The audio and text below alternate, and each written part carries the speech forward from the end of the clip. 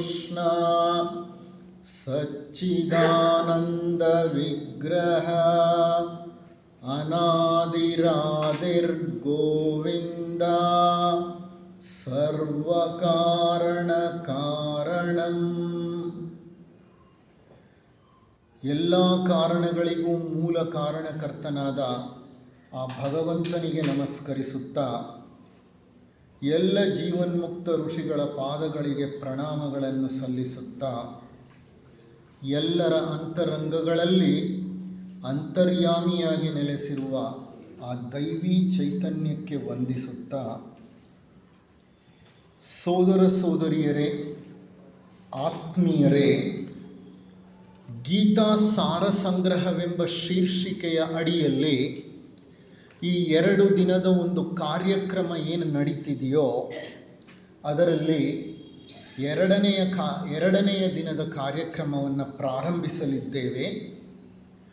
ಈ ಕಾರ್ಯಕ್ರಮಕ್ಕೆ ಆಹ್ವಾನವನ್ನು ನೀಡಿ ಒಂದು ಅವಕಾಶವನ್ನು ಒದಗಿಸಿಕೊಟ್ಟಂತಹ ಬೆಂಗಳೂರು ಸಿಟಿ ಲಾಡ್ಜ್ನ ಎಲ್ಲ ಪದಾಧಿಕಾರಿಗಳಿಗೂ, ನೆರೆದ ಶ್ರೋತೃವರ್ಗಕ್ಕೂ, ನನ್ನ ಸಹ ಉಪನ್ಯಾಸಕರು ಇಂದು ಯಾರು ಉಪನ್ಯಾಸವನ್ನು ನೀಡಲಿದ್ದಾರೋ ಅವರಿಗೂ ಸಹ ನಾನು ನನ್ನ ವಂದನೆಗಳನ್ನು ಅರ್ಪಿಸಿ ಈ ಮೊದಲನೆಯ ಉಪನ್ಯಾಸವನ್ನು ಪ್ರಾರಂಭ ಮಾಡ್ತೇನೆ. ಈ ಉಪನ್ಯಾಸದ ಶೀರ್ಷಿಕೆ ಸಮತ್ವವೇ ಯೋಗ ಅಂತ. ಭಗವದ್ಗೀತೆಯನ್ನು ರಚಿಸಿದ್ದು ವ್ಯಾಸ ಮಹಾಮುನಿ. ಅವರನ್ನು ಕೃಷ್ಣದ್ವೈಪಾಯನರು ಅಂತ ಸಹ ಕರೀತಾರೆ. ಪರಾಶರ ಮುನಿಗಳ ಪುತ್ರ ಅವರು. ವ್ಯಾಸಾಯ ಕೃಷ್ಣಾಯ ಕೃಷ್ಣರೂಪಾಯ ವ್ಯಾಸಯೇ, ಅಥವಾ ವ್ಯಾಸರಿಗೂ ಕೃಷ್ಣರಿಗೂ ಬಹಳ ಅವಿನಾಭಾವ ಸಂಬಂಧವಿದೆ. ಯಾಕೆಂದರೆ ಕೃಷ್ಣ ವಿಷ್ಣುವಿನ ಒಂದು ರೂಪ. ಆ ವಿಷ್ಣುವಿನ ಒಂದು ಅಂಶವೇ ವ್ಯಾಸರಲ್ಲೂ ಇತ್ತು. ವ್ಯಾಸಾಯ ವಿಷ್ಣುವೇ, ವಿಷ್ಣುವೇ ವ್ಯಾಸಾಯ ಅಂತ ಬೇಕಾದರೂ ಹೇಳಬಹುದು ನಾವು. ಕಾರಣ ವಿಷ್ಣು ಅಥವಾ ಕೃಷ್ಣ ಪರಮಾತ್ಮನ ಒಂದು ಅಂಶವೇ ವ್ಯಾಸರಲ್ಲಿತ್ತು. ವ್ಯಾಸರು ಇತ್ತು ಅನ್ನಕ್ಕಿಂತ ಇದೆ ಅಂತ ಹೇಳೋದು ಬಹಳ ಉತ್ತಮ. ವ್ಯಾಸರು ಇಂದು ಬದುಕಿದರೆ ಹಿಮಾಲಯ ಪರ್ವತ ಪ್ರದೇಶಗಳಲ್ಲಿ ಬದರಿನಾಥದಿಂದ ಬಹಳ ಮೇಲೆ ಹೋದರೆ ಅವರ ಆಶ್ರಮ ಇದೆ. ಅವರನ್ನು ಸಜೀವವಾಗಿ ಕಂಡವರು ಇದ್ದಾರೆ. ಅವರು ಸಹ ಚಿರಂಜೀವಿಗಳಲ್ಲಿ ಒಬ್ಬರು. ಸ್ವಾಮಿ ರಾಮ ಅಂತ ನೀವು ಹೆಸರನ್ನು ಕೇಳಿರ್ಬೋದು.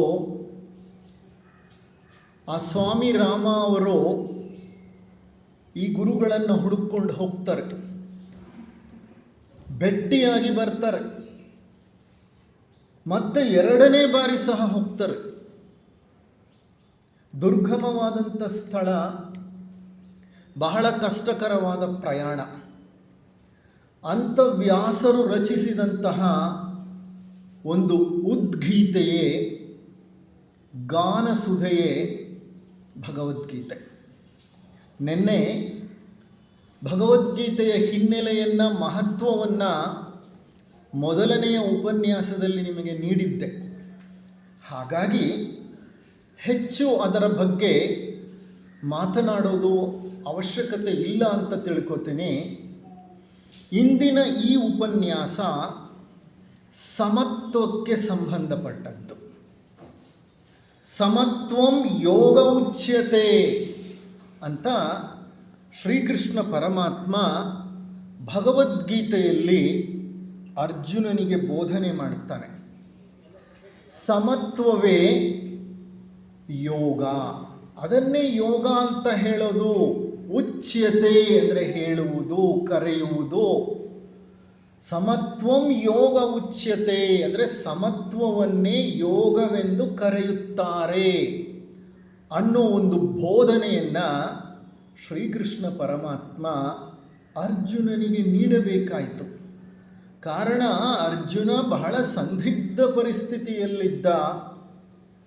ಯಾವ ನಿರ್ಧಾರವನ್ನು ತೆಗೆದುಕೊಳ್ಳಬೇಕು, ಯುದ್ಧವನ್ನು ಮಾಡಬೇಕಾ ಇಲ್ಲ ಯುದ್ಧವನ್ನು ಬಿಟ್ಟು ಓಡಿ ಹೋಗಬೇಕಾ, ಹಿಂತಿರುಗಬೇಕಾ ಅನ್ನುವಂತಹ ಪ್ರಶ್ನೆ ಆತನನ್ನು ಕಾಡ್ತಾ ಇತ್ತು.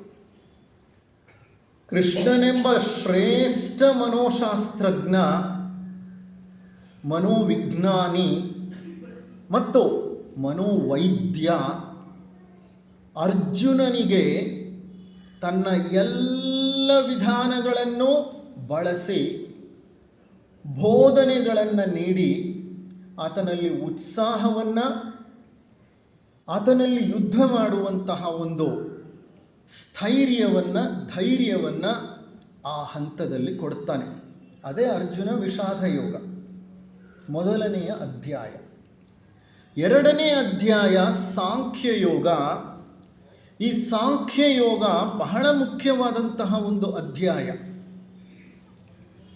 ನಮ್ಮ ಇಸ್ಕಾನ್ನ ಸ್ಥಾಪಕರಾದಂತಹ ಶೀಲ ಪ್ರಭುಪಾದ ಸ್ವಾಮಿಗಳು ಒಂದು ಕಡೆ ಹೇಳ್ತಾರೆ, ಇಡೀ ಭಗವದ್ಗೀತೆಯ ಸಾರಾಂಶ ಈ ಎರಡನೆಯ ಅಧ್ಯಾಯದಲ್ಲಿದೆ. The essence of Bhagavad Gita is inherent and innate in the second chapter. ಈ ಗ್ರಂಥ ಅಷ್ಟು ದೀರ್ಘವಾದದ್ದೇ ಆದ್ರೂ ಅದರ ತಿರುಳನ್ನು ಈ ಸಾಂಖ್ಯ ಯೋಗದಲ್ಲಿ ಅಡಗಿಸಿ ಇಟ್ಟುಬಿಟ್ಟಿದ್ದಾರೆ ವ್ಯಾಸ ಮಹಾಮುನಿಗಳು. ಇದರಲ್ಲಿ ಆತ್ಮವಿಜ್ಞಾನವಿದೆ, ಇದರಲ್ಲಿ ಕರ್ಮಯೋಗವಿದೆ, ಇದರಲ್ಲಿ ಮನುಷ್ಯನ ಸಂದಿಗ್ಧ ಪರಿಸ್ಥಿತಿಯಲ್ಲಿ ಮನುಷ್ಯ ನಿರ್ಧಾರ ತೆಗೆದುಕೊಳ್ಳಬೇಕಾದಂಥ ವಿಧಾನಗಳು ಅಡಗಿವೆ. ಮತ್ತು ಈ ಒಂದು ಅಧ್ಯಾಯ ನಮ್ಮೆಲ್ಲರ ಕಣ್ತೆರೆಸುವ ಶಕ್ತಿಯನ್ನು ಹೊಂದಿದೆ. ಅಂಥ ಸಾಂಖ್ಯ ಯೋಗದಿಂದಲೇ ಸಮತ್ವಂ ಯೋಗ ಉಚ್ಯತೆ ಎನ್ನುವಂತಹ ಒಂದು ಭಾಗವನ್ನು ನಾನು ಇಂದಿನ ಉಪನ್ಯಾಸಕ್ಕೆ ಆರಿಸಿಕೊಂಡಿದ್ದೇನೆ.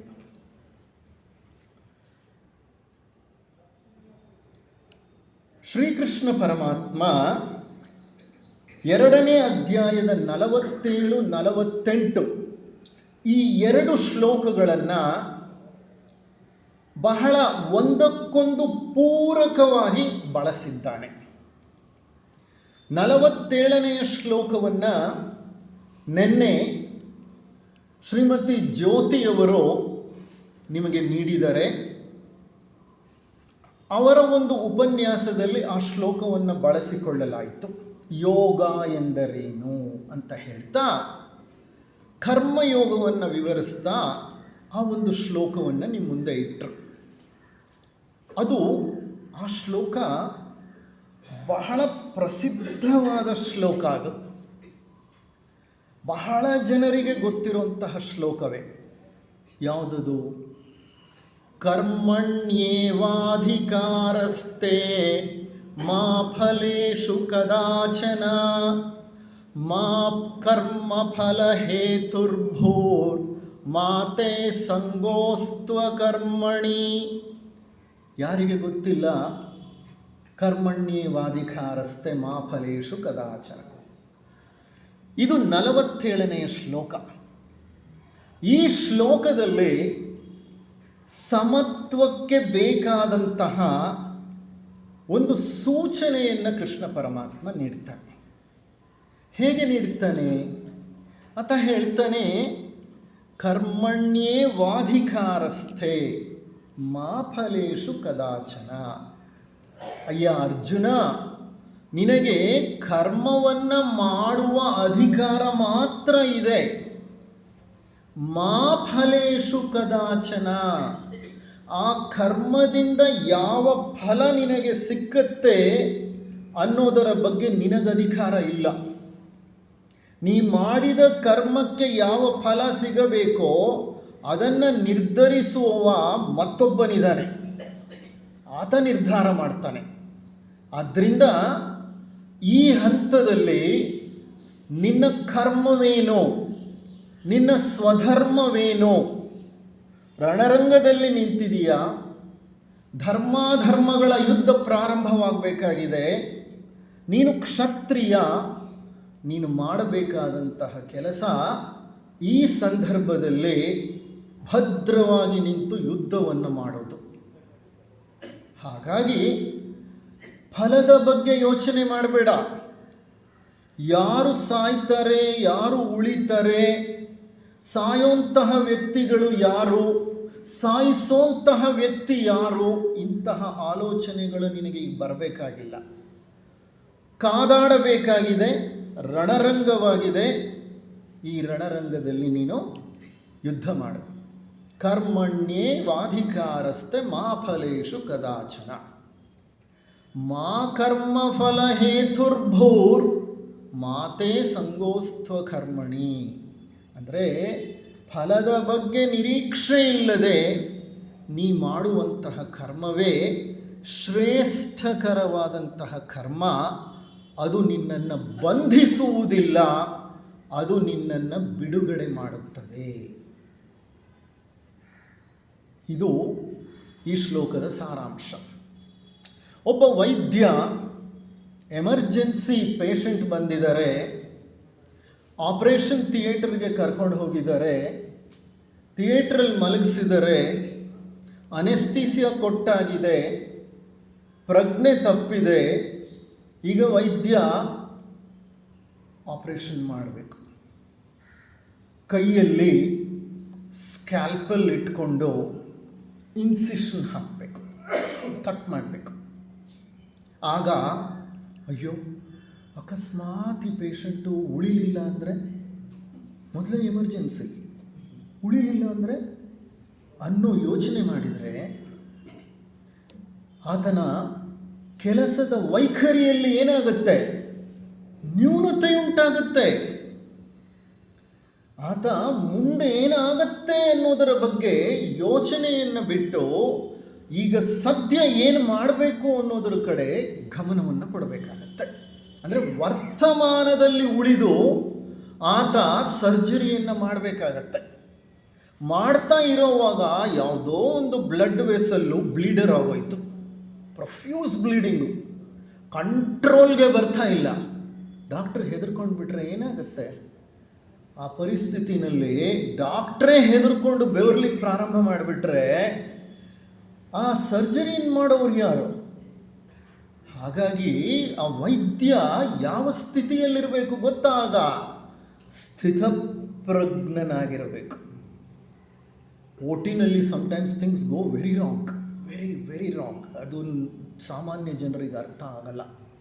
ಪೇಷಂಟ್ ಸತ್ತೋದ್ರು, ದೊಡ್ಡ ಗಲಾಟೆ, ಹಿಡ್ಕೊಂಡು ಹೊಡೆದು ಬಿಡೋದು ಇರಲಿ, ವೈದ್ಯರು ತಪ್ಪಿರಬಹುದು ಕೆಲವು ಸಲ, ನಾನು ಇಲ್ಲ ಅಂತಲೂ ಹೇಳಲ್ಲ, ಅವ್ರು ಯಾವಾಗಲೂ ಸರಿ ಅಂತಲೂ ಹೇಳಲ್ಲ.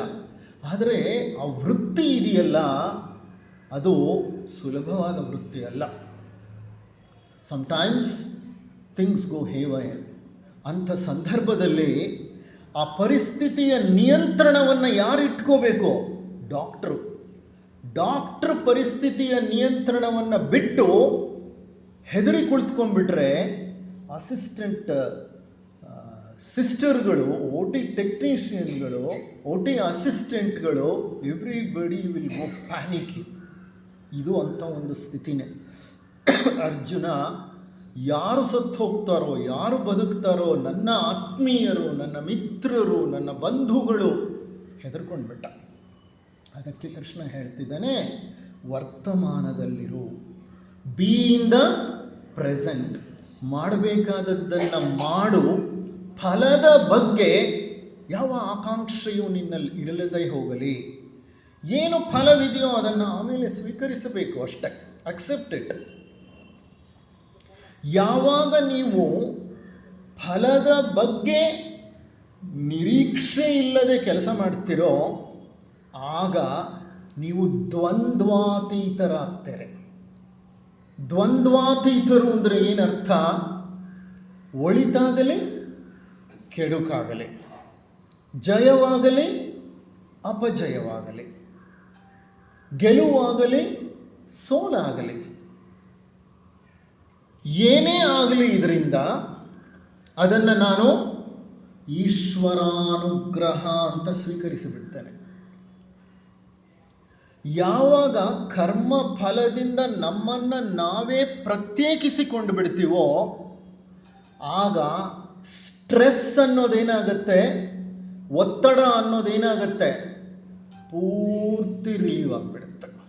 ನಾನು ಎಕ್ಸಾಮ್ಸಲ್ಲಿ ಈ ಕೆಲಸ ಮಾಡ್ತಿದ್ದೆ. ನಾನು ಓದಿದ್ದು ಬಹಳ ಕಷ್ಟದಲ್ಲಿ.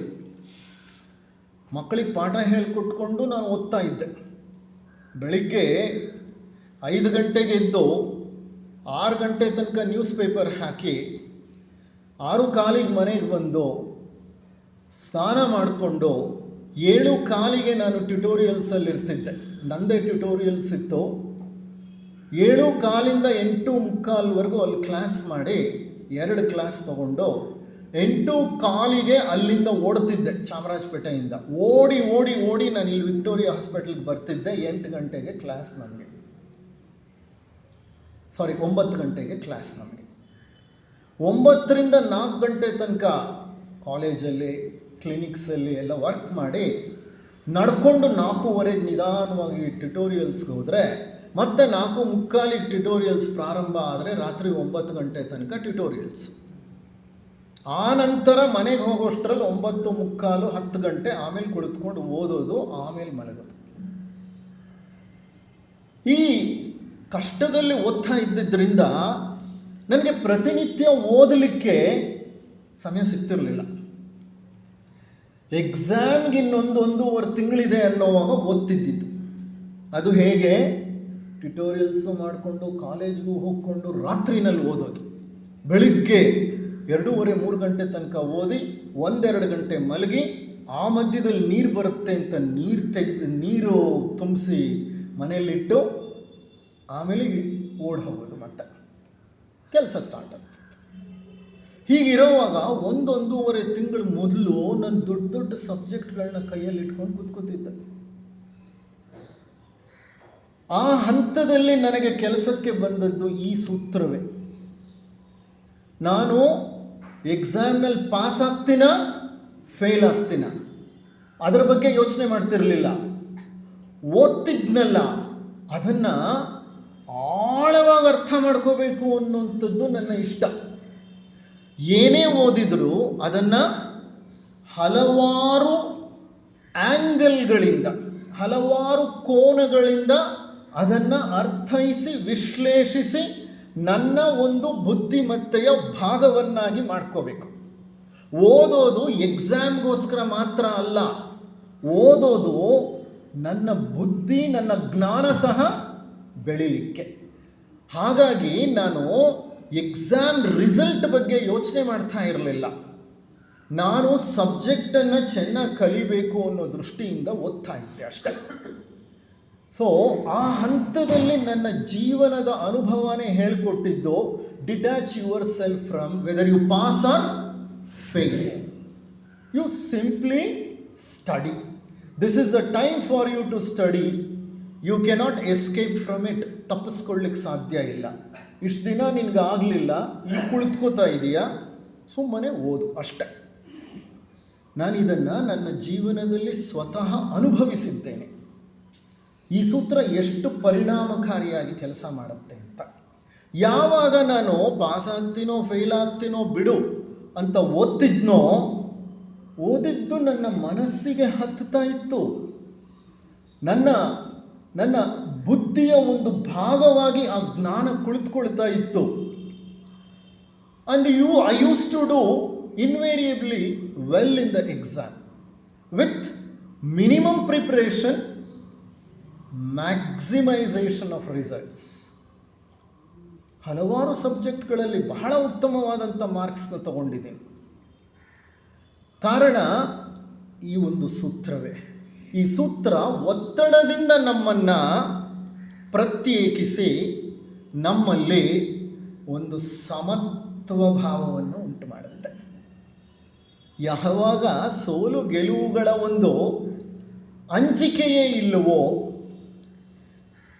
ಫಲಿತಾಂಶದ ಬಗ್ಗೆ ಒಂದು ನಿರೀಕ್ಷೆಯೇ ಇಲ್ವೋ, ದ್ವಂದ್ವಗಳ ಬಗ್ಗೆ ಗಮನವೇ ಇಲ್ವೋ, ದ್ವಂದ್ವ ಅಂದರೆ ಸೋಲು ಗೆಲುವು, ಪಾಸು ಫೇಲು, ಇವುಗಳ ಬಗ್ಗೆ ನಿಮಗೆ ಯಾವಾಗ ಗಮನನೇ ಇಲ್ವೋ ಅವಾಗೇನಾಗುತ್ತೆ ಗೊತ್ತಾ, ಮನಸ್ಸು ಸಮತ್ವ ಸ್ಥಿತಿಗೆ ಬರುತ್ತೆ. ಒಬ್ಬ ಝೆನ್ ಗುರುಗಳಿದ್ದರಂತೆ, ಶಿಷ್ಯ ಧನುರ್ವಿದ್ಯೆಯನ್ನು ಕಲಿತಾ ಇದ್ದಂತೆ. ಹಿಂದೆ ಬಂದು ಸುಮ್ಮನೆ ನಿಂತ್ಕೊಂಡ್ರು, ಆತ ಬಾಣವನ್ನು ಬಿಟ್ಟ, ಗುರಿಯನ್ನು ತಲುಪಿತು. ಗುರುಗಳು ಹೇಳಿದ್ರಂತೆ, ಅಪ್ಪ ಈಗ ಮತ್ತೆ ನೀನು ಬಾಣವನ್ನು ತಗೊಂಡು ಅದೇ ಟಾರ್ಗೆಟ್ ಅಂದರೆ ಅದೇ ಸ್ಥಳಕ್ಕೆ ಮತ್ತೆ ನೀನು ಬಾಣವನ್ನು ಹೊಡಿಬೇಕು. ಈ ಬಾರಿ ಬಾಣವನ್ನು ನೀನೇನಾದರೂ ಸರಿಯಾಗಿ ಹೊಡೆದ್ರೆ ನಾನು ನಿನಗೆ $1,000 ಕೊಡ್ತೀನಿ. ಈಗೇನಾಯಿತು ಅವನಿಗೆ? $1,000 ಸಿಗುತ್ತೋ ಇಲ್ಲವೋ? ದ್ವಂದ್ವ ಮನಸ್ಸಿನಲ್ಲಿ, ಫಲಿತಾಂಶದ ಬಗ್ಗೆ ಯೋಚನೆ. ಅವನೇನು ಮಾಡ್ದ, ಗುರಿ ಇಟ್ಟು ಬಾಣವನ್ನು ಬಿಟ್ಟ. ಆ ಟಾರ್ಗೆಟ್ ಪಕ್ಕಕ್ಕೆ ಹೋಗಿ ಬಿತ್ತು, ಟಾರ್ಗೆಟ್ಗೆ ತಲುಪಲಿಲ್ಲ. ಗುರುಗಳು ಹೇಳಿದ್ರು, ನೀನೇನು ತುಂಬ ಬೇಜಾರು ಮಾಡ್ಕೋಬೇಡಪ್ಪ, ಮತ್ತೆ ಬಾಣ ತಗೋ, ಈ ಬಾರಿ ಬಾಣ ಬಿಡು, ನಿನಗೆ $10,000 ಕೊಡ್ತೀನಿ. ಇವಾಗೇನಾಯಿತು, ಇನ್ನೂ ಮನಸ್ಸು ಚಂಚಲವಾಗೋಯ್ತು. ಯಾಕೆಂದರೆ ದ್ವಂದ್ವ, ಅಯ್ಯೋ ಬಿಟ್ಟರೆ ಒಂದಲ್ಲ 10,000 ಕಳ್ಕೊತೀನಿ ನಾನು. ಮತ್ತೆ ಬಾಣ ಬಿಟ್ಟ, ಅವನಿಗೆ ಎಷ್ಟಾಗತ್ತಷ್ಟು ಏಕಾಗ್ರತೆಯಿಂದ ಬಿಟ್ಟ. ಆದರೆ ಟಾರ್ಗೆಟ್ ಪಕ್ಕದಲ್ಲಲ್ಲ, ಟಾರ್ಗೆಟ್ ಇಲ್ಲಿದ್ದರೆ ಅಲ್ಲೆಲ್ಲೋ ಹೋಯಿತು ಬಾಣ. ಕಾರಣ ಬಹುಮಾನದ ಒಂದು ಕ್ವಾಂಟಿಟಿ ಕೂಡ ಏನಾಯಿತು, ಜಾಸ್ತಿ ಆಗೋಯ್ತು. ಅವನ ಮನಸ್ಸು ಅಷ್ಟೇ ವಿಚಲಿತವಾಗೋಯ್ತು. ಅದಕ್ಕೆ ಹೇಳೋದು, ಫಲಿತಾಂಶದ ಬಗ್ಗೆ ನಮ್ಮ ಗಮನ ಇರಬಾರ್ದು. ನಾವು ಮಾಡ್ತಾ ಇರೋ ಕೆಲಸದ ಬಗ್ಗೆ ಪರಿಪೂರ್ಣವಾದ ಏಕಾಗ್ರತೆ ಇರಬೇಕು. ಹಾಗಾದಾಗ ಮನಸ್ಸು ಸಮತ್ವದಲ್ಲಿ ನೆಲೆಸುತ್ತೆ. ಸಮತ್ವ ಅಂದರೆ ಏನು? ಸಮತೋಲನ, ಈಕ್ವಿಪಾಯ್ಸ್ಡ್ ಅಂತೀವಿ, ಮೆಂಟಲ್ ಈಕ್ವಾನಿಮಿಟಿ ಅಂತೀವಿ, ಮಾನಸಿಕ ಸಮತೋಲನ. ಅದು ಆ ಕಡೆನೂ ವಾಲಲ್ಲ, ಈ ಕಡೆನೂ ವಾಲಲ್ಲ, ಒಂದು ತಟಸ್ಥ ನಿಲುವಿನಲ್ಲಿ ನಿರ್ಲಿಪ್ತವಾಗಿ ಕೆಲಸ ಮಾಡುತ್ತೆ. ಹಾಗೆ ತಟಸ್ಥ ನಿರ್ಲಿಪ್ತ ನಿಲುವಿನಲ್ಲಿ ಮಾಡುವಂಥ ಕೆಲಸಗಳು ಬಹಳ ಪರಿಣಾಮಕಾರಿಯಾಗಿರುತ್ತೆ. ಈ ಶ್ಲೋಕದಲ್ಲಿ ಅಂಥ ಒಂದು ಸುಂದರವಾದ ಸೂಚನೆಯನ್ನು ಶ್ರೀಕೃಷ್ಣ ಪರಮಾತ್ಮ ಕೊಟ್ಬಿಟ್ಟ. ಯಾರಿಗೆ? ಅರ್ಜುನನಿಗೆ. ಅವನ ಕರ್ತವ್ಯವನ್ನು ಹೇಳಿ ಎಚ್ಚರಿಸಿದ. ಮತ್ತು ಸಮತ್ವ ಸ್ಥಿತಿಯಿಂದ ಮುಂದುವರಿ ಅಂತ ಹೇಳಿದ. ಫಲದ ಕಡೆ ನಿರೀಕ್ಷೆ ಇಲ್ಲದೆ ಹೋದಾಗ ಮಾತ್ರ ನಾವು ಈ ರೀತಿ ಕೆಲಸ ಮಾಡಲಿಕ್ಕೆ ಸಾಧ್ಯ.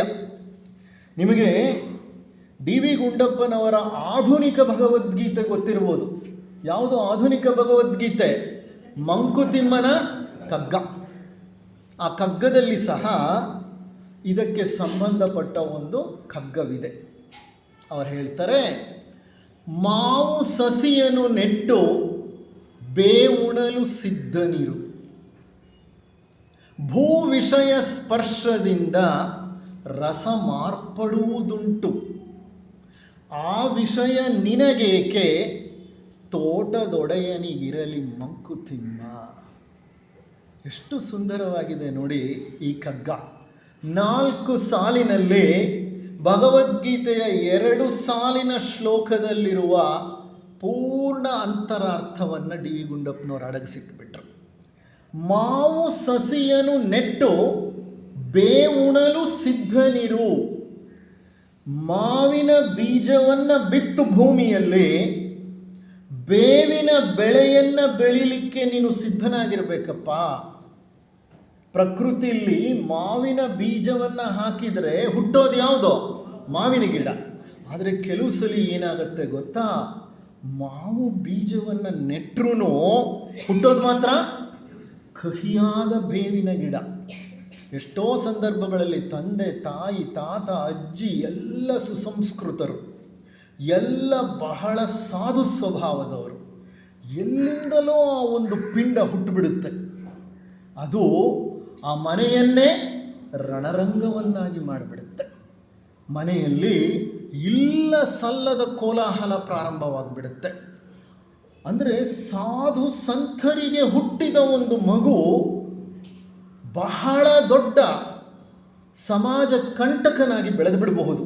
ಅದರ ಅರ್ಥ ಏನೋ, ಮಾವನ್ನೇ ಬಿತ್ತಿದ್ರು ಬೆಳೆದದ್ದೇನೋ, ಬೆಳೆದದ್ದು ಬೇವು ಆಗತ್ತೆ. ಇದು ಕೆಲವು ಸಲ ಉಲ್ಟಾನೂ ಆಗುತ್ತೆ. ಉಲ್ಟಾ ಹೇಗೆ? ಬಹಳ ಕೆಟ್ಟ ತಂದೆ ತಾಯಿಗಳು, ಅಜ್ಜ ಅಜ್ಜಂದಿರು ಎಲ್ಲರೂ, ಆದರೆ ಅಪರೂಪಕ್ಕೆ ಹುಟ್ಟುತ್ತಾ ಇರೋ ಮಗುನೇ ಧ್ಯಾನಸ್ಥ ಸ್ಥಿತಿಯಲ್ಲಿ ಜೀವನ ಕಳೆದು ಬಿಡುತ್ತೆ. ಅಯ್ಯೋ, ಇಂಥ ಮನೆಯಲ್ಲಿ ಇಂಥ ಮನೆ ಮಗು ಹುಟ್ಟಿದೆಯಾ ಅಂತ ಆಶ್ಚರ್ಯ ಆಗುತ್ತೆ. ಹೌದಾ ಅಲ್ವಾ? ಸೊ ಅದಕ್ಕೆ ಅವ್ರು ಹೇಳ್ತಾರೆ, ಮಾವು ಸಸಿಯನ್ನು ನೆಟ್ಟು ಬೇವು ಉಣಲು ಸಿದ್ಧನಿರು. ಅದರಿಂದ ಬೇವು ಬರ್ಬೋದು ಕೆಲವು ಸಲ. ಯಾಕೆ ಗೊತ್ತಾ?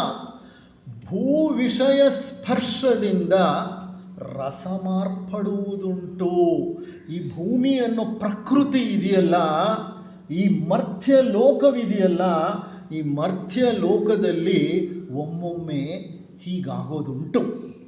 ಕರ್ಮಫಲಗಳು ಯಾವ್ಯಾವುದು ಕರ್ಮಫಲಗಳು ಲೇಷವಾಗಿ ಉಳ್ಕೊಂಡಿದೆಯೋ ಅದು ಈಗ ಮಗನಾಗಿ ಪ್ರತ್ಯಕ್ಷ ಆಗಿದೆ ಅಷ್ಟೇ. ಅದಕ್ಕೇನು ಮಾಡಲಿಕ್ಕಾಗ್ತದೆ? ಸೊ ಭೂ ವಿಷಯ ಸ್ಪರ್ಶದಿಂದ ರಸ ಮಾರ್ಪಡುವುದುಂಟು. ಆ ವಿಷಯ ನಿನಗೇಕೆ? ತೋಟದೊಡೆಯನಿಗಿರಲಿ ಮಂಕುತಿಮ್ಮ. ನೀನು ಯಾರಯ್ಯ ಅದನ್ನು ನಿರ್ಧಾರ ಮಾಡಲಿಕ್ಕೆ? ನಾನು ಒಳ್ಳೆಯವನು, ನನ್ನ ಮಗನೋ ಒಳ್ಳೆಯವನೇ ಆಗಿರಬೇಕು ಅಂತ ಹೇಳಕ್ಕೆ ನೀನು ಯಾರು? ನಿನಗೆ ಅದರ ಬಗ್ಗೆ ಅಧಿಕಾರವೇ ಇಲ್ಲ. ಕಾರಣ ಆ ವಿಷಯ ನಿನಗೇಕೆ? ತೋಟದೊಡೆಯನಿಗಿರಲಿ. ಈ ಮರ್ತ್ಯಲೋಕವೆಂಬ ತೋಟದ ಒಡೆಯ ಯಾರೋ? ಆ ಭಗವಂತ. ಮರ್ತ್ಯಲೋಕದ ಒಡೆಯ ಆ ಭಗವಂತ. ಆ ವಿಷಯ ಭಗವಂತನಿಗೆ ಗೊತ್ತು, ಅವನಿಗೆ ಬಿಡು. ನಿನಗೆ ಆ ಫಲಿತಾಂಶದ ಬಗ್ಗೆ ಅಧಿಕಾರವೇ ಇಲ್ಲ. ಎಷ್ಟು ಸುಂದರವಾಗಿ ಬರೆದಿದ್ದಾರೆ ನೋಡಿ. ಈ ಎರಡು ವಿಷಯಗಳು ನಾನು ಒಂದು ಭಗವದ್ಗೀತೆಯ ಶ್ಲೋಕದಿಂದ ತಗೊಂಡಿದ್ದು, ಮತ್ತೊಂದು ಕಗ್ಗದಿಂದ ತಗೊಂಡಿದ್ದು. ಎರಡಕ್ಕೂ ಎಷ್ಟು ಸುಂದರ ಸಮನ್ವಯ ಕಾಣುತ್ತೆ.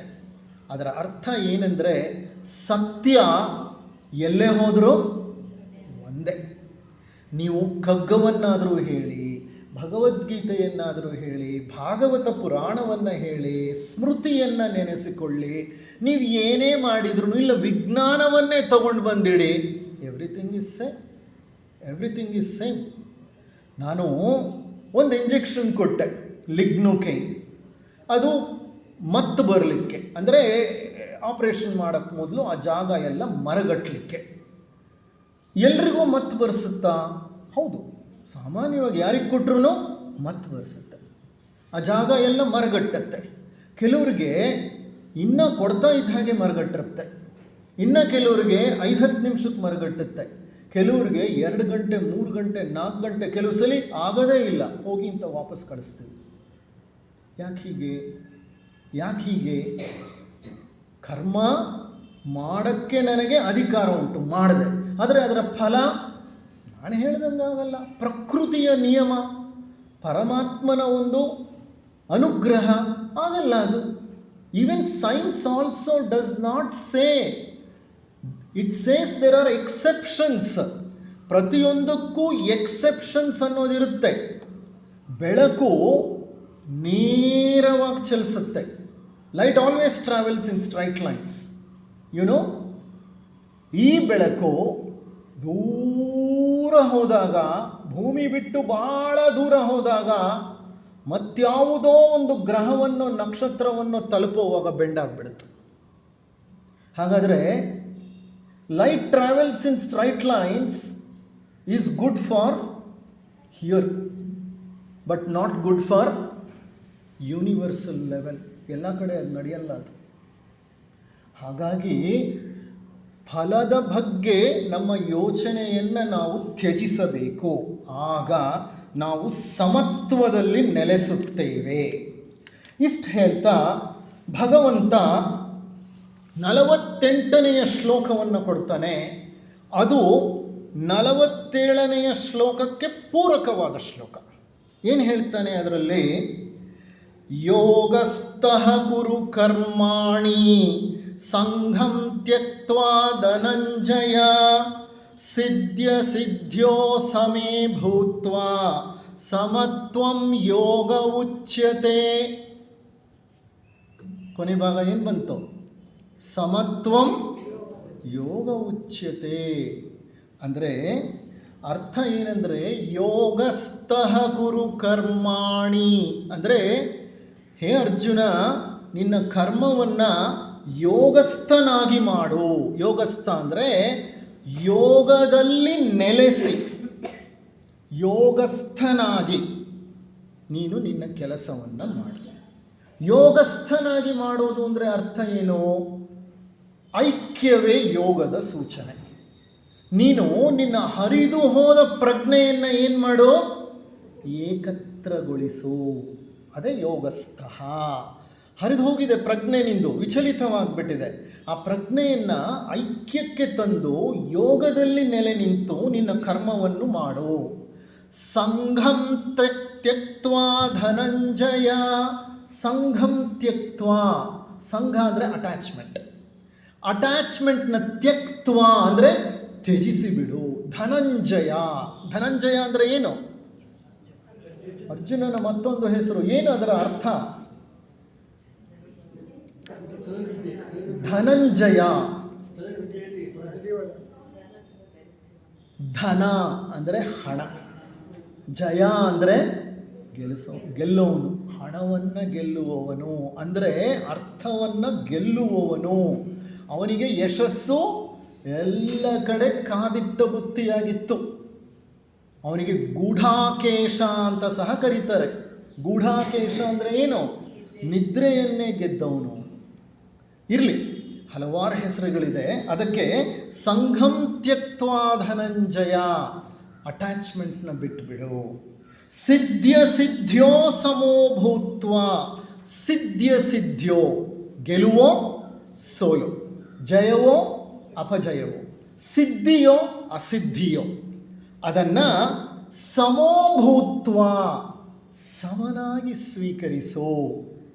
ಓಕೆ, ಸುಖವಾಗಲಿ ದುಃಖವಾಗಲಿ, ಶೀತವಾಗಲಿ ಉಷ್ಣವಾಗಲಿ, ಮೇಲಾಗಲಿ ಗೆಲುವಾಗಲಿ, ಮಾನವಾಗಲಿ ಅಪಮಾನವಾಗಲಿ, ಎಲ್ಲವನ್ನೂ ನೀನು ಒಂದು ಸಮತ್ವದ ನೆಲೆಯಲ್ಲಿ ಸ್ವೀಕರಿಸಲು ಸಾಧ್ಯವಿದೆಯಾ? ನೀನು ಸ್ವೀಕರಿಸಬೇಕಪ್ಪ ಅನ್ನುವಂತಹ ವಿಚಾರವನ್ನು ಹೇಳ್ತಾ ಸಮತ್ವಂ ಯೋಗ ಉಚ್ಯತೆ. ಅದಕ್ಕೆ ಮಾನಸಿಕ ಸಮತೋಲನವನ್ನು ಯೋಗ ಎಂದು ಕರೆಯುತ್ತಾರೆ ಅರ್ಜುನ ಅಂತ ಈ 48ನೆಯ ಶ್ಲೋಕದಲ್ಲಿ ಹೇಳ್ತಾನೆ. ಅಂದರೆ ಸಮತ್ವ ಅನ್ನೋದು ಜಗತ್ತಿನಲ್ಲಿ ಎಷ್ಟು ಮುಖ್ಯವಾದಂತಹ ಒಂದು ವಿಷಯ. ಕ್ಷಣ ಕ್ಷಣಕ್ಕೂ ನಾವು ವಿಚಲಿತರಾಗ್ತಿರ್ತೇವೆ, ಹೌದಾ ಅಲ್ವಾ? ಎಷ್ಟು ಬಾರಿ ಕೋಪ ಮಾಡ್ಕೋತೇವೆ, ಕ್ರೋಧ ಬರುತ್ತೆ, ಎಷ್ಟು ಈರ್ಷೆ ಬರುತ್ತೆ, ಎಷ್ಟು ಕಾಠಿಣ್ಯತೆ ಉಂಟಾಗತ್ತೆ ಮನಸ್ಸಿನಲ್ಲಿ. ನೀವೇ ಗಮನಿಸಿ ನೋಡಿ. If you are drivers on the roads of Bangalore, ಬೆಂಗಳೂರಿನ ರಸ್ತೆಗಳಲ್ಲಿ ನೀವು ಡ್ರೈವ್ ಮಾಡ್ತಿದ್ದೀರಿ ವೆಹಿಕಲ್ ಅನ್ನೋದಾದರೆ ಸಮತ್ವ ಎಷ್ಟು ಮುಖ್ಯ ಗಮನಿಸಿ ನೋಡಿ. ನಿಮ್ಮ ಸಮತ್ವವನ್ನು ಪರೀಕ್ಷೆ ಮಾಡಲಿಕ್ಕೆ ಬೆಂಗಳೂರಿನ ರಸ್ತೆಗಳು ಸಿದ್ಧವಾಗಿವೆ. ಯೋಗ ಕಲಿಬೇಕಂದ್ರೆ ಒಳ್ಳೆ ಸ್ಥಳ ಇದು. ಯಾಕೆಂದರೆ ಯಾವ ಶಿಸ್ತು ಇಲ್ಲ ಈ ರಸ್ತೆಗಳ ಮೇಲೆ. ಪ್ರತಿ ಸಂದರ್ಭದಲ್ಲೂ ನಿಮ್ಮ ಮನಸ್ಸೇನಾಗುತ್ತೆ? Get stressed. ಓಕೆ, ಸಮ್ಟೈಮ್ಸ್ ಆತಂಕಕ್ಕೆ ಒಳಗಾಗ್ತೀರಿ, ಕೆಲವು ಸಲ ಹೆದರ್ಕೊಳ್ತೀರಿ, ಕೆಲವು ಸಲ ಭಯ ಪಡ್ತೀರಿ, ಮತ್ತೆ ಕೆಲವು ಸಲ ವ್ಯಗ್ರಭಾವ ಬರುತ್ತೆ, ಮತ್ತೆ ಕೆಲವು ಸಲ ಅಂದ್ಕೊಂಡು ಹೋಗ್ತೀರಿ ಮುಂದೆ. ಹೌದಾ ಇಲ್ವಾ? ಬೈಕೊಂಡು ಕಿರ್ಚಾಡಿಕೊಂಡು ದುಃಖ ಪಡ್ತಾ ಸಂಕಟ ಪಡ್ತಾ ಇದೆಯಂತಹ ರಸ್ತೆ, ಇದೊಂದು ನರಕ, ಹೀಗೆ ಓಡಿಸ್ತೀವಿ ನಾವು ವೆಹಿಕಲ್ಗಳನ್ನು. ಈಗ ಸಮತ್ವ ಕಲಿಬೇಕಂತಂದರೆ ಇದು ಒಂದು ಒಳ್ಳೆ ಎಕ್ಸಸೈಸ್ ಅಲ್ವಾ? Very good. ಅದು ಎಂಥ ರಸ್ತೆಗಳಲ್ಲಿ ಬಂಪರ್ ಟು ಬಂಪರ್ ಜಾಮ್ ಆಗಿರಬೇಕು, ಗಂಟೆಗಟ್ಟಲೆ ನಿಂತಿರಬೇಕು. ಆಗ ಸಮತ್ವವನ್ನು ಕಲೀಲಿಕ್ಕೆ ಒಂದು ಸುಂದರವಾದಂತಹ ಅವಕಾಶ. Why don't you convert such a situation into your advantage? ಸುಮ್ಮನೆ ಕಿರ್ಚಾಡೋ ಬದಲು ಅಲ್ಲಿ ಒಂದು ಪಾಠ ಕಲಿಬೋದಲ್ವ ನಾವು? ಸುಮ್ಮನೆ ಡ್ರೈವ್ ಮಾಡ್ತಾ ಇರೋದು ನಮ್ಮ ಕೈನಲ್ಲಿ ಆಗಿದ್ದ ಥರ ಏಕಾಗ್ರತೆಯಿಂದ ಏನಕ್ಕೂ ಅವಕಾಶ ಕೊಡದೆ ವಿಚಲಿತರಾಗುತ್ತೆ. Very beautiful. It can always be done. Swami ವಿವೇಕಾನಂದರು ನಮ್ಮ ದೇಶ ಕಂಡಂತಹ ಒಬ್ಬ ಧೀಮಂತ ಸಂತ, ನಮ್ಮ ಸನಾತನ ಧರ್ಮದ ತತ್ವಗಳನ್ನು ಸಾಗರದಾಚೆಗೆ ಕೊಂಡೊಯ್ದಂತಹ ಮಹಾಪುರುಷ, ಯೋಗಿ ಅಂತ ವಿವೇಕಾನಂದರು ಈ ಸಮತ್ವವನ್ನು ಕುರಿತು ಭಾಷಣ ಮಾಡ್ತಿದ್ದಾಗ ಅವರೊಂದು ಕಥೆಯನ್ನು ಬಳಸ್ತಿದ್ದರಂತೆ. ಆ ಕಥೆಯ ಮೂಲಕ ಸಮತ್ವ ಅಂದರೆ ಏನು ಅನ್ನೋದನ್ನು ವಿವರಿಸಿ ಹೇಳ್ತಿದ್ದರಂತೆ. ಏನದು ಕತೆ ಅಂದರೆ, ವ್ಯಾಸ ಮುನಿಗೆ ಸಂಬಂಧಪಟ್ಟ ಕತೆ. ಯಾವ ವ್ಯಾಸರು ಭಗವದ್ಗೀತೆಯನ್ನು ಬರೆದ್ರೋ ಅದೇ ವ್ಯಾಸರ ಜೀವನದಲ್ಲಿ ಅವರ ಮಗನಿಗೆ ಸಂಬಂಧಪಟ್ಟ ಒಂದು ಕತೆ, ವ್ಯಾಸರಿಗೂ ಸಂಬಂಧಪಟ್ಟದ್ದು. ವ್ಯಾಸರ ಮಗ ಶುಕ. ವ್ಯಾಸನಂತಹ ಮಹಾತ್ಮನಿಗೆ ಹುಟ್ಟಿದ ಶುಕನಿಗೆ ಅಧ್ಯಾತ್ಮ ದಾಹ ಬಹಳವಾಗಿತ್ತು. ಬಹಳ ಅಂದರೆ ಬಹಳ. ಎಷ್ಟು ವಿದ್ಯೆಗಳನ್ನು ಕಲಿಬೋದೋ ಚಿಕ್ಕ ವಯಸ್ಸಿನಲ್ಲೇ ತಂದೆಯಲ್ಲಿ ಎಲ್ಲ ವಿದ್ಯೆಗಳನ್ನು ತಂದೆಯಿಂದ ಕಲಿತುಬಿಟ್ರು. ಕೊನೆಗೆ ಒಂದು ಹಂತ ಬಂತು, ವ್ಯಾಸರಿಗೆ ಇನ್ನು ಈ ನನ್ನ ಮಗನಿಗೆ ಯಾವ ವಿದ್ಯೆ ನಾನು ಕಲಿಸಲಿ? ನನಗೆ ತಿಳಿದ ಎಲ್ಲ ವಿದ್ಯೆಗಳನ್ನು ಕಲಿಸ್ಬಿಟ್ಟಿದ್ದೀನಿ ಅಂತ ಯೋಚನೆ ಮಾಡಿದಂತೆ. ಈತನಿಗೆ ಇನ್ನು ನನ್ನಿಂದ ಏನು ಕೊಡಲಿಕ್ಕೆ ಇಲ್ಲ ಅಂತ ಜನಕನ ಬಳಿ ಕಳಿಸ್ತೀನಿ, ಜನಕನಿಂದ ಬೇರೆ ಹಲವಾರು ವಿದ್ಯೆಗಳನ್ನು ಕಲೀಲಿ ಅಂತ ಮೊದಲೇ ಜನಕನಿಗೆ ಸಂದೇಶವನ್ನು ಕಳುಹಿಸಿದರು. ನಾನು ಹೀಗೆ ನನ್ನ ಮಗನನ್ನು ನಿನಗೆ ಶಿಷ್ಯನಾಗುವಂತೆ ಪ್ರೇರೇಪಿಸಿ ಕಳಿಸ್ತಾ ಇದ್ದೇನೆ, ನೀನು ಆತನಿಗೆ ವಿದ್ಯೆಗಳನ್ನು ಯಾವುದು ಕಲಿತಿಲ್ವೋ ಅವನು ಆ ವಿದ್ಯೆಗಳನ್ನು ಕಲಿಸಿಕೊಡಬೇಕಪ್ಪ ಅಂತ. ಸರಿ, ಏನು ಮಾಡ್ದ ಆತ? ಜನಕ ಕಳುಹಿಸಿಕೊಡಿ ಅಂತ ಹೇಳಿದ ಮುನಿಗಳಿಗೆ. ಶುಕ ಹೊರಟ. ಆಗಿನ ಕಾಲದಲ್ಲಿ ದೀರ್ಘ ಪ್ರಯಾಣ ನಡಿಗೆ ನಡ್ಕೊಂಡು ಹೋಗುದು. ಹಲವಾರು ಅರಣ್ಯಗಳನ್ನು, ಬಯಲು ಪ್ರದೇಶಗಳನ್ನು ದಾಟಿ ಆತ ಏನು ಮಾಡ್ದ? ಜನಕನ ಅರಮನೆಗೆ ಬಂದ. ಅರಮನೆಯನ್ನು ಬಾಗಿಲು ಕಾಯ್ತಾ ಇರೋರು ವಾಚ್ಮನ್ಗಳು ನಿಂತ್ಕೊಂಡು ಕಾವಲು ಕಾಯ್ತಾ ಇದ್ದರು. ಅವರೇನು ಮಾಡಿದ್ರು ಗೊತ್ತಾ? ಇವನು ಹೋಗಿ ಪರಿಚಯ ಮಾಡಿಕೊಂಡ. ಇವನನ್ನು ತಾತ್ಸಾರದಿಂದ ಕಂಡು ಅಲ್ಲಿ ನಿಂತ್ಕೋ, ಮಾತಾಡಬೇಡ. ಹೀಗೆ ಅಲ್ವಾ ಗೌರ್ಮೆಂಟ್ ಆಫೀಸ್ಗಳಲ್ಲಿ ನಮ್ಮನ್ನು ಮಾಡೋದು? ಇದೇ ಮಾಡೋದವರು. ಅದೇ ಕೆಲಸ ಇಲ್ಲೂ ಮಾಡಿದ್ದಿದ್ದ. ತಾತ್ಸಾರದಿಂದ ಕಂಡ, ನಿಂತ್ಕೋ ಹೋಗಲ್ಲಿ ಅಂತ. ಪಾಪ ಶುಕ ಏನು ಮಾತನಾಡಲಿಲ್ಲ. ಅವನು ಹೇಗಿದ್ನೋ ಹಾಗೇ ಇದ್ದ. ಅಲ್ಲಿ ಹೋಗಿ ನಿಂತ್ಕೊಂಡ. 3 ದಿನಗಳಾಯಿತು. ಅವನನ್ನು ಮಾತಾಡೋರು ಸಹ ಇಲ್ಲ ಯಾರು. ಆ ಅರಮನೆ ಬಾಗಿಲು ತೆಗಿತಿದ್ದಾರೆ, ಮುಚ್ತಿದ್ದಾರೆ. ತಿಂಡಿ ಇಲ್ಲ, ಊಟ ಇಲ್ಲ, ಎಂಥದ್ದು ಇಲ್ಲ. ನಿಲ್ಲಿಸಿದ್ರಲ್ಲಿ ನಿಂತ್ಕೊಂಡ, ಏನೂ ಮಾತಾಡಿಲ್ಲ. ಅವನು ವಿಚಲಿತನಾಗಲೇ ಇಲ್ಲ. ಅಲ್ಲಿ ಹೇಳಿದ್ರು ನಿಂತ್ಕೊ ಅಂತ, ನಿಂತ್ಕೋತ ಅಷ್ಟೆ. 3 ದಿನ ಆದಮೇಲೆ 4ನೆಯ ದಿವಸ ಅರಮನೆಯಿಂದ ದೊಡ್ಡ ಅಧಿಕಾರಿಗಳ ಒಂದು ಬೀಡು ಬಂತು. ಬಂದವರೇ, ಅಯ್ಯೋ ಸ್ವಾಮಿ, ನಮ್ಮಿಂದ ಮಹಾಪರಾಧವಾಗೋಯಿತು. ಈ ನಮ್ಮ ಅಪರಾಧವನ್ನು ಮನ್ನಿಸಿ, ನಮಗೆ ತಿಳಿಯದೆ ನಡೆದಂತಹ ಒಂದು ಸಂಗತಿ ಇದು ಅಂತ ಹೇಳಿ ಕ್ಷಮಾಪಣೆಯನ್ನು ಬೇಡಿ ಅರಮನೆ ಒಳಗೆ ಕರ್ಕೊಂಡು ಹೋದರು. ಒಳಗೆ ಕರ್ಕೊಂಡು ಹೋಗ್ತಾರೆ. ಸುಂದರವಾದ ಅರಮನೆ. ಆ ಅರಮನೆಯಲ್ಲಿ ಜನ ಬಂದರೆ ತಂಗಲಿಕ್ಕೆ ಎಷ್ಟೊಂದು ಕೊಠಡಿಗಳಿತ್ತು. ಒಂದು ಸುಂದರವಾದ ದಿವ್ಯವಾದ ಕೊಠಡಿಯನ್ನು ಕೊಟ್ಟರು. ಆ ಕೊಠಡಿಯಲ್ಲಿ ಏನು ಬೇಕು ಭಕ್ಷ್ಯ ಭೋಜ್ಯಗಳನ್ನು ಕೊಟ್ಟರು. ಎಲ್ಲ ಸವಲತ್ತುಗಳಿತ್ತು. 8 ದಿವಸ ಅಲ್ಲಿರ್ಲಿಕ್ಕೆ ಹೇಳಿದರು. 8 ದಿವಸ. ಸರಿ, ಶುಕ 8 ದಿವಸ ಅಲ್ಲಿದ್ದ. ಮತ್ತೆ ವಿಚಲಿತನಾಗಲಿಲ್ಲ. ಆ ಆಡಂಬರವನ್ನು, ಆ ಒಂದು ಶ್ರೀಮಂತಿಕೆಯನ್ನು ಕಂಡು ವಿಚಲಿತನಾಗಲಿಲ್ಲ. ಅವನು ಹೊರಗೆ ನಿಂತ್ಕೊ ಅಂದಾಗ ಹೇಗೆ ನಿಂತ್ಕೊಂಡಿದ್ನೋ ಈಗ ಒಳಗೆ ಬಂದ ಮೇಲೂ ಹಾಗೆ ಇದ್ದಾನೆ.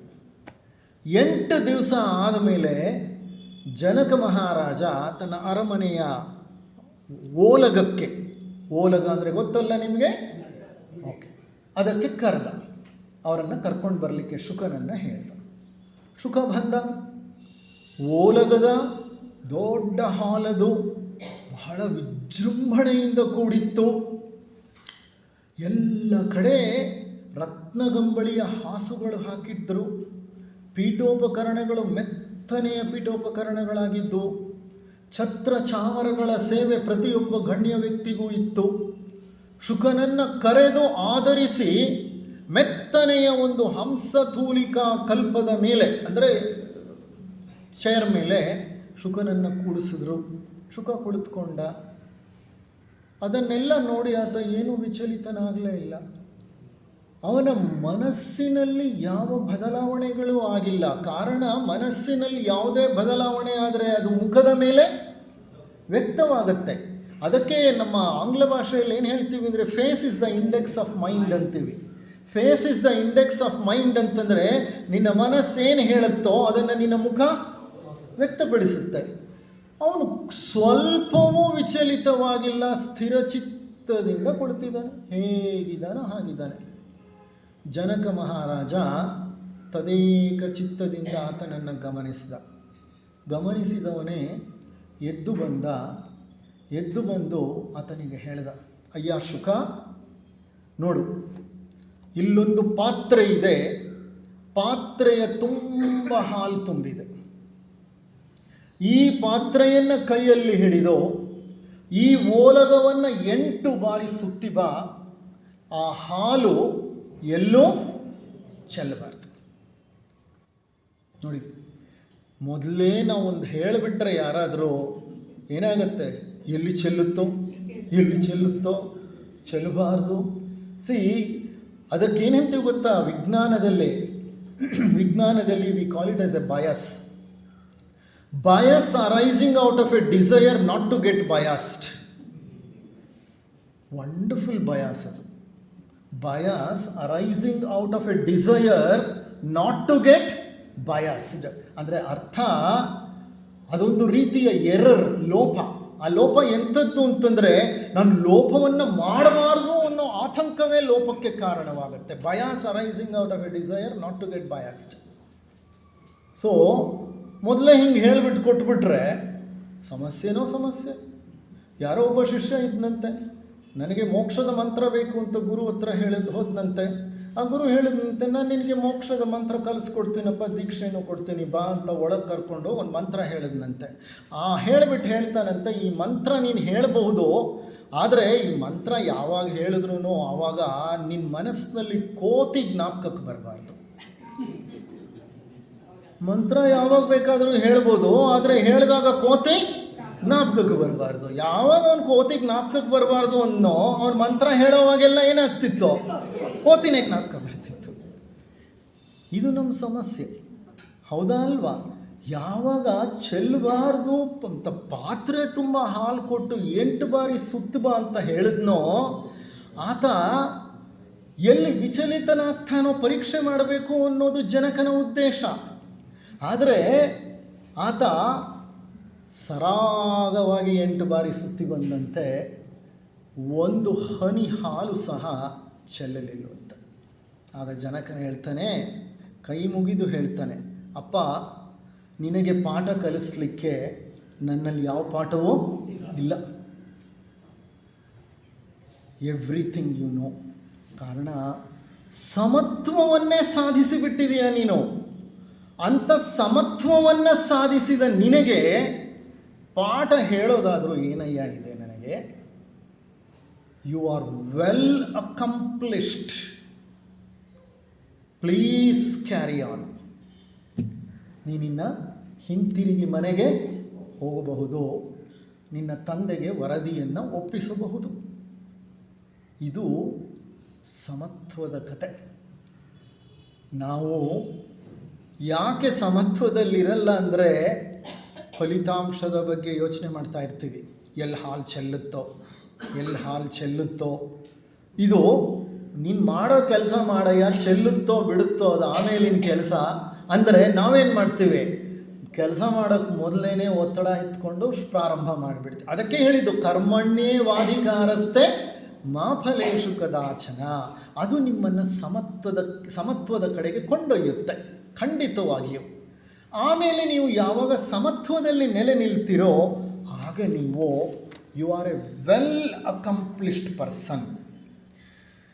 ನೋಡಿ, ಆಧ್ಯಾತ್ಮಿಕವಾಗಿ ಉನ್ನತ ಮಟ್ಟಕ್ಕೆ ಬೆಳೆದ ವ್ಯಕ್ತಿ ಮಾತ್ರ ಇಂಥ ಲಕ್ಷಣವನ್ನು ಹೊಂದಿರ್ತಾನೆ. ಆಧ್ಯಾತ್ಮಿಕವಾಗಿ ಬಹಳ ಉನ್ನತ ಮಟ್ಟಕ್ಕೆ ಬೆಳೆದಿರುವಂತಹ ವ್ಯಕ್ತಿ ಆತ ಸ್ವಲ್ಪವೂ ವಿಚಲಿತನಾಗೋದಿಲ್ಲ. ಸಂತೆ ರೂಬಿಯಾಳ ಕತೆ ಒಂದು ಕಡೆ ಬರುತ್ತೆ. ಆಕೆ ಸೂಫಿ ಸಂತೆ ರೂಬಿಯಾ. ಆಕೆ ಒಂದು ಬಡತನದ ಸಂಸಾರವನ್ನು ನಡೆಸ್ತಾ ಇದ್ಲು. 2 ಮಕ್ಕಳು ಆಕೆಗೆ. ಆ ಮಕ್ಕಳು ಬಹಳ ಸುಂದರವಾಗಿದ್ದರು, ಚೆನ್ನಾಗಿ ನೋಡ್ಕೋತಾ ಇದ್ದರು ತಂದೆ ತಾಯಿ ಇಬ್ಬರೂ. ಒಮ್ಮೆ ತಂದೆ ಎಲ್ಲೋ ಕೆಲಸಕ್ಕೆ ಹೋಗಿದ್ದ ಹೊರಗೆ. ಆಗ ಒಬ್ಬ ಸಂತ ಇವರ ಮನೆಗೆ ಬಂದ. ಮನೆಗೆ ಬಂದವನೇ ಆತ ರೂಬಿಯಾ, ಈ 2 ಮಕ್ಕಳನ್ನು ಜೋಪಾನವಾಗಿ ನೋಡ್ಕೋತಾ ಇದೀಯ ನೀನು, ಎಚ್ಚರಿಕೆಯಿಂದ ಇರು ಅಂತ ಹೇಳಿ ಹೊರಟೋದು. ತಂದೆ ಎಷ್ಟು ಹೊತ್ತಾದರೂ ಬರಲಿಲ್ಲ. ಈ 2 ಮಕ್ಕಳು ಏನು ಮಾಡಿದ್ರು, ತಂದೆಯನ್ನು ಹುಡುಕೊಂಡು ಹೊರಟರು. ಮಳೆ ಬಂದುಬಿಡ್ತು, ಜೋರಾಗಿ ಸಿಡಿಲು ಬಡಿದು ಬಿಡ್ತು. ಸಿಡಿಲು ಇವ್ರು ನಿಂತಿರೋ ಮರದ ಕೆಳಗಡೆನೆ ಬಡಿತು. 2 ಮಕ್ಕಳು ಸತ್ತೋದ್ರು. ಯಾರೋ ಊರ ಜನ ಕಂಡವರು ಆ ಮಕ್ಕಳನ್ನು ಹೊತ್ಕೊಂಡು ಬಂದು ರೂಬಿಯಾಳ ಮನೆಯಲ್ಲಿ ಬಿಟ್ಟರು. ಇದ್ದ 2 ಮಕ್ಕಳನ್ನು ಕಳೆದುಕೊಂಡು ಆಕೆ ಎಷ್ಟು ವ್ಯಥೆ ಪಟ್ಟಿರಬೇಡ. ಅಂತಹ ಪರಿಸ್ಥಿತಿಯಲ್ಲಿ ಗಂಡ ಎಲ್ಲೋ ಹೋದವನು ಹಿಂತಿರುಗಿ ಬಂದರೆ, ಹಿಂತಿರುಗಿ ಬಂದ ಗಂಡನನ್ನು ಆಕೆ ಆದರಿಸಬೇಕು. ಏನು ಮಾಡೋದು ಈಗ? ಸರಿ, ಮಕ್ಕಳನ್ನು ಒಂದು ಕೊಠಡಿಯಲ್ಲಿ ಮಲಗಿಸಿದ್ಲು. ಗಂಡ ಹಿಂತಿರುಗಿ ಬಂದ. ಆತನಿಗೆ ಏನು ಆದರೋಪಚಾರಗಳನ್ನು ಮಾಡಬೇಕು ಮಾಡಿದ್ಲು. ತಿಂಡಿಯೋ ಊಟವೋ ಏನೋ ಎಲ್ಲ ಬಡಿಸಿದ್ಲು. ಆ ನಂತರ ಹೇಳಿದ್ಲು, ರೀ, ನಿಮಗೊಂದು ಸತ್ಯದ ಸಂಗತಿಯನ್ನು ಹೇಳಬೇಕಾಗಿದೆ. ಬಹಳ ಹಿಂದೆ ಒಬ್ಬ ಸಂತ ನಮ್ಮ ಬಳಿ ಬಂದಿದ್ದರು. ಒಬ್ಬ ಸೂಫಿ ಸಂತ ನಮ್ಮ ಮನೆಗೆ. ನಿಮಗೆ ಜ್ಞಾಪಕ ಇರ್ಬೋದು. ಆ ಸೂಫಿ ಸಂತ ನಮ್ಮ ಮನೆಗೆ ಬಂದು ಮೆಕ್ಕಾಗೆ ಹೊರಟು ಹೋದರು. ಅವರು ನಮ್ಮ ಮನೆಗೆ ಬಂದಾಗ 2 ರತ್ನಗಳನ್ನು ನಮಗೆ ಕೊಟ್ಟು ಹೋಗಿದ್ದರು. ಇಂದು ನೀವು ಎಲ್ಲೋ ಹೋಗಿದ್ರಲ್ಲ ಬೆಳಿಗ್ಗೆಯಿಂದ, ಆಗ ಎಷ್ಟೋ ವರ್ಷಗಳ ನಂತರ ಆ ಮೆಕ್ಕಾಗೆ ಹೋದ ಸಂತ ಹಿಂತಿರುಗಿ ಬಂದು ಆ 2 ರತ್ನಗಳನ್ನು ನನಗೆ ಹಿಂತಿರುಗಿ ಕೊಡು ಅಂತ ಹೇಳ್ದ. ನಾನು ಕೊಟ್ಬಿಟ್ಟಿದ್ದೀನಿ ಅನ್ನೋಕ್ಕೆ ಮೊದಲು ಕೊಡಬೇಕಾ ಕೊಡಬಾರ್ದು? ಅಯ್ಯೋ, ಅದನ್ನೇನು ನನ್ನನ್ನು ಕೇಳ್ತೀಯ ರೂಬಿಯಾ? ಅದು ಸಂತರಿಗೆ ಸೇರಿದ ಆಸ್ತಿ. ಅವ್ರು ಕೊಟ್ಟು ಹೋಗಿದ್ದರೆ ನೀನು ಅದನ್ನು ಅವ್ರಿಗೆ ಕೊಟ್ಟುಬಿಡಬೇಕಾಗಿತ್ತು. ಹೌದು, ಅದೇ ಕೆಲಸ ನಾನು ಮಾಡಿದೆ. ಅವರಿಗೆ ಆ 2 ರತ್ನಗಳನ್ನು ಹಿಂತಿರುಗಿಸಿ ಕೊಟ್ಟುಬಿಟ್ಟೆ. ಬನ್ನಿ ಅಂಥೇಳಿ ಒಳಗಡೆ ಕೊಠಡಿಗೆ ಕರ್ಕೊಂಡು ಹೋಗಿ ಇವೇ ಆ ಎರಡು ರತ್ನಗಳು. ಆ ಭಗವಂತ ಎಂದು ಕೊಟ್ಟ, ಇಂದು ಆ ಭಗವಂತ ಅವರನ್ನು ಕರ್ಕೊಂಡು ಹೋದ ಅಂತ ಸುಮ್ಮನೆ ಕುಳಿತುಕೊಂಡ್ರು. ಆಕೆಯ ಮನಸ್ಸಿನಲ್ಲಿ ಯಾವ ಒಂದು ವಿಚಲಿತ ಭಾವವೂ ಇಲ್ಲ, ಸುಖವೂ ಇಲ್ಲ, ದುಃಖವೂ ಇಲ್ಲ, ಗೆಲುವೂ ಇಲ್ಲ, ಸೋಲೂ ಇಲ್ಲ. ಒಂದು ನಿರ್ಲಿಪ್ತ ಭಾವದಿಂದ ಕುಳಿತುಕೊಂಡ್ರು. ಸಮತ್ವ ಅಲ್ವಾ? ಮಕ್ಕಳನ್ನು ಕಳ್ಕೊಂಡಂತಹ ವ್ಯಕ್ತಿ ಆಗ ತಾನೇ ಸುಮ್ಮನೆ ನಿರ್ಲಿಪ್ತವಾಗಿ ಕುಳಿತಿದ್ದಾರೆ ಅಂದರೆ ಎಂತಹ ಸಾಧನೆ ಅದು! What a great accomplishment! ಯಾಕೆ ಈ ಒಂದು ಪ್ರಸಂಗವನ್ನು ಇಲ್ಲಿ ನಿಮ್ಮ ಮುಂದೆ ಇಡ್ತಿದ್ದೀನಿ ಅಂದರೆ, ನಮ್ಮ ಆತ್ಮ ಪ್ರಜ್ಞೆ ಆ ಮಟ್ಟಕ್ಕೆ ಬೆಳಿಬೇಕು. ಕೃಷ್ಣ ಪರಮಾತ್ಮ ಅಂಥ ಉನ್ನತ ಪ್ರಜ್ಞೆಯನ್ನು ನಮ್ಮಿಂದ ಬಯಸ್ತಾನೆ. ಅದೇ ಯೋಗ ಮಾರ್ಗ, ಅದೇ ಯೋಗ ಪಥ. ಅಂಥ ಸಮತ್ವವನ್ನು ಸಾಧಿಸುವುದು ಸುಲಭದ ಕೆಲಸವಲ್ಲ. ನೀವು ಕಂಡಿರ್ಬೋದು, ನಮ್ಮ ಸೊಸೈಟಿಲಿ ನಾವು ಇಷ್ಟು ಚಟುವಟಿಕೆಯಿಂದ ಸತ್ಸಂಗಗಳಲ್ಲಿ ಭಾಗವಹಿಸ್ತೀವಿ. ಏನು ಮಾಡ್ತೀವಿ ಗೊತ್ತಾ? ಬೇಕಾದರೆ ನೋಡಿ, ಈಗ ಇಲ್ಲಿಂದ ಕೆಳಗಿಳಿದ ತಕ್ಷಣ ಎಷ್ಟು ಕೊಚ್ಚೆ ಆಗಿದೆ. ಅವ್ರು ಯಾರಿಗೂ ಬುದ್ಧಿ ಇದೆಯಾ? ಓವರ್ ಹೆಡ್ ಟ್ಯಾಂಕಲ್ಲಿ ನೀರು ಸುರಿತಾ ಇದೆ, ನಿಲ್ಸೋಕ್ಕಾಗ್ತಿರ್ಲಿಲ್ವ ಅವ್ರಿಗೆ? ನಾವು ಹೆಂಗೆ ಓಡಾಡಬೇಕಿಲ್ಲಿ? ಅಲ್ಲಿಗೆ ಮುಗೀತು, ನಿಮ್ಮ ಸಮತ್ವ ಹೊರಟೋಯ್ತು. ಹೌದಾ ಅಲ್ವಾ? ನಾವೇ ನಮ್ಮನ್ನು ಗಮನಿಸ್ಕೊಳ್ಳೋಣ. ನಮ್ಮೆಲ್ಲರಲ್ಲೂ ಇದೆ ಇದು. ನಾನು ನಿಮ್ಮ ಬಗ್ಗೆ ಮಾತ್ರ ಮಾತನಾಡ್ತಾ ಇಲ್ಲ, ನಮ್ಮೆಲ್ಲರಲ್ಲೂ ಇದೆ. ಏನನ್ನು ನೋಡಿದ್ರೂ ಒಂದು ಕಾಮೆಂಟ್ ಪಾಸ್ ಮಾಡಬೇಕು, ಒಂದು ಜಡ್ಜ್ಮೆಂಟ್ ಕೊಡಬೇಕು. Why are you so judgmental? Why are you so judgmental? ನಿಮ್ಮ ಒಂದು ಜಡ್ಜ್ಮೆಂಟ್ನ ಅದು ಕೇಳಿತ್ತ? ಖಂಡಿತ ಕೇಳಲಿಲ್ಲ. ಅದೇನಾಗಬೇಕೋ ಅದು ಜರುಗಿತು. 5 ನಿಮಿಷ ಲೇಟಾಗಲಿ, ತಿಂಡಿಗೋ ಊಟಕ್ಕೋ ಒಂದು ಟೈಮ್ ಕೀಪಪ್ ಮಾಡಲ್ವಪ್ಪ ಇವರು, ತಕ್ಷಣ ಒಂದು ಜಡ್ಜ್ಮೆಂಟ್. ಹೌದಾ ಇಲ್ವಾ? ನೋಡಪ್ಪ, ಎಷ್ಟೆಲ್ಲ ಮಾಡಿದ್ರು ಕೂತ್ಕೊಂಡು ಊಟ ಮಾಡಲಿಕ್ಕೆ ಒಂದು ಭೋಜನ ಶಾಲೆ ಮಾಡಲಿಲ್ಲಪ್ಪ ಇವರು. ಹೌದಾ ಇಲ್ವಾ? ಸುಮ್ಮನಿರುತ್ತಾ ಈ ಬಾಯಿ? ಸುಮ್ಮನಿರಲ್ಲ. ಪ್ರತಿಯೊಂದಕ್ಕೂ ಒಂದೊಂದು ತೀರ್ಮಾನವನ್ನು ಕೊಡ್ತಾನೆ ಇರುತ್ತೆ. ಆ ತೀರ್ಮಾನವನ್ನು ಕೊಡೋ ಮನೋಭಾವವನ್ನು ಚಟವಾಗಿ ಬೆಳೆಸ್ಕೊಂಡು ಬಿಟ್ಟಿದ್ದೀವಿ, ಹವ್ಯಾಸವಾಗಿ ಬೆಳೆಸ್ಕೊಂಡು ಬಿಟ್ಟಿದ್ದೀವಿ ನಾವು. ಹಾಗಿರುವಾಗ ಸಮತ್ವದ ಸ್ಥಿತಿ ಎಂಥದ್ದು, ಎಲ್ಲಿನದು? ಸಾಧ್ಯವೇ ಇಲ್ಲ. ನೋಡಿ, ನೀವು ಸಮತ್ವವನ್ನು ಸಾಧಿಸಬೇಕಾದ್ರೆ ಇಂಥ ಸಂದಿಗ್ಧ ಪರಿಸ್ಥಿತಿಗಳು ಬರಬೇಕು ಅನ್ನೋದೇನಿಲ್ಲ. ಅರ್ಜುನನಿಗುಂಟಾದ ಪರಿಸ್ಥಿತಿ, ರುಬಿಯಾಗೆ ಉಂಟಾದ ಪರಿಸ್ಥಿತಿ, ಅಂಥ ಪರಿಸ್ಥಿತಿನಲ್ಲೇ ನಾವು ಸಮತ್ವ ಕಾಪಾಡ್ಕೋಬೇಕು ಅಂತ ಏನಿಲ್ಲ. ಕ್ಷಣ ಕ್ಷಣವೂ ನಮ್ಮನ್ನು ನಾವು ಗಮನಿಸ್ತಾ ಹೋಗೋಣ. ಆಗ ನಾವು ಎಷ್ಟು ಬಾರಿ ತೀರ್ಮಾನಗಳನ್ನು ಕೊಡ್ತಿರ್ತೀವೋ ಅಷ್ಟು ಬಾರಿ ನಾವು ಸಮತೋಲನವನ್ನು ಕಳ್ಕೋತಿದ್ದೀವಿ ಅಂತ ಅರ್ಥ. ಸ್ವೀಕೃತ ಮನೋಭಾವ ಇಲ್ಲ. ಯಾವುದು ಹೇಗಿದೆಯೋ ಅದನ್ನು ಹಾಗೆ ಒಪ್ಪಿಕೊಳ್ಳುವಂತಹ ಭಾವ ನಮ್ಮಲ್ಲಿ ಇಲ್ಲ. ಆಗ ಸಮತ್ವ ಅನ್ನೋದು ಒಂದು ಮರೀಚಿಕೆಯಾಗತ್ತೆ. ಹಾಗಾಗಿ ಸಮತ್ವ ಅನ್ನೋದು ದಿನನಿತ್ಯ ಜೀವನದಲ್ಲಿ ನಾವು ನಮ್ಮನ್ನೇ ಗಮನಿಸಿ ರೂಢಿಸಿಕೊಳ್ಳಬೇಕಾದಂತಹ ಒಂದು ತತ್ವ. ನಾವು ಎಂದು ಬಾಯಿ ಬಿಡ್ತೀವೋ ಅಲ್ಲೊಂದು ತೀರ್ಮಾನ ಇರುತ್ತೆ. ಹಾಗಾಗಿ ಬಾಯಿ ಬಿಡೋದನ್ನೇನು ಮಾಡಬೇಕು? ಆದಷ್ಟು ಅವಶ್ಯಕತೆ ಇದ್ದಾಗ ಮಾತ್ರ ಮಾತನಾಡಬೇಕು. ಎಷ್ಟು ಮಾತನಾಡಬೇಕೋ ಇದನ್ನು ನಮ್ಮ ಪರಮಗುರು ಚರಣ ಸನ್ನಿಧಿಯಲ್ಲಿ ಗ್ರಂಥ ಎಷ್ಟು ಸುಂದರವಾಗಿ ನೀಡುತ್ತೆ.